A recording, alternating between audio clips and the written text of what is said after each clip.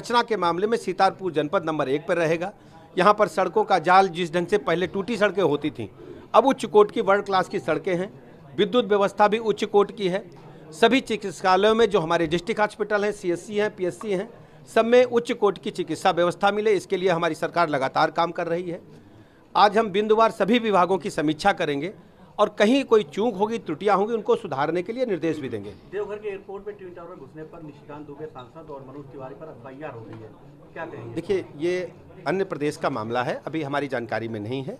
आप मेरे संज्ञान में लाए हैं, पूरी जानकारी करके हम आपको बताएंगे। समाजवादी पार्टी जो है महिला सशक्तिकरण की बात तो कर रही है, लेकिन दरअसल आप जानते हैं कि समाजवादी पार्टी के शासनकाल में जिस ढंग से महिलाओं का उत्पीड़न हुआ, लुच्चे लफंगे लोग कॉलेजों के सामने, डिग्री कॉलेज के सामने हमारी बहू बेटियों को बुरी नज़र से देखते थे। माननीय योगी जी ने जब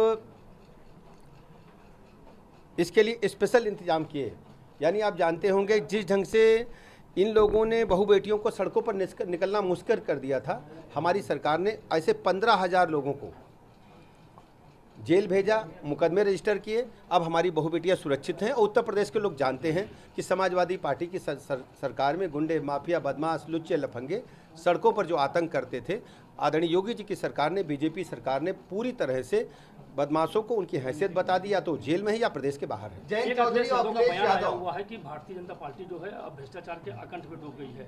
खनन के औपट्टे को लेकर जो है उनके विधायक और जिलाध्यक्ष आप जानते हैं मैं बता दूं, समाजवादी पार्टी की सरकार में जिस ढंग से खनिज की लूट हुई थी, गायत्री प्रजापति जी आज तक जेल में हैं और उनके सरकारी खजाने में 1/4 भी पैसे जमा नहीं होते थे। समाजवादी पार्टी की सरकार जाने के बाद भारतीय जनता पार्टी की सरकार ने, योगी जी की सरकार ने, आप हमारे खनिज विभाग का अगर डाटा उठाएंगे, रॉयल्टी का उठाएंगे, कई गुना वृद्धि हमने की है सरकारी राजस्व की। और सरकारी राजस्व के बढ़ाने के बदौलत ही हमारी सरकार का बजट है वो 5.25 लाख करोड़ से अधिक पहुंच गया है।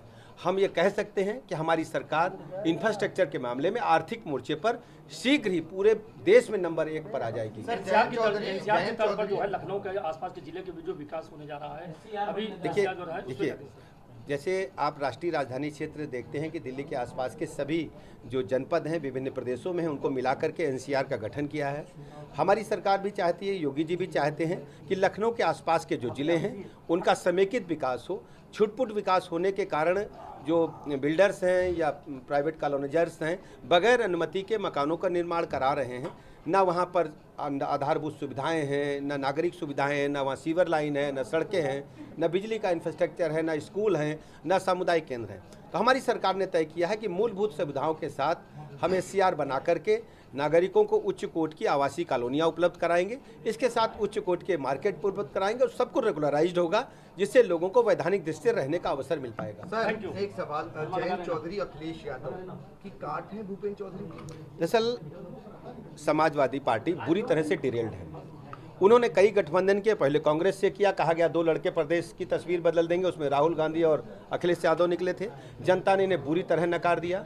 उसके बाद इन्होंने गठबंधन किया बहुजन समाज पार्टी से। बहुजन समाज पार्टी से जब गठबंधन हुआ तो पूरे प्रदेश के लोग, अखबार के लोग या राजनीतिक चिंतक विभिन्न प्रकार के चर्चा करते थे कि इससे बड़ा जातिगत समीकरण कुछ नहीं है।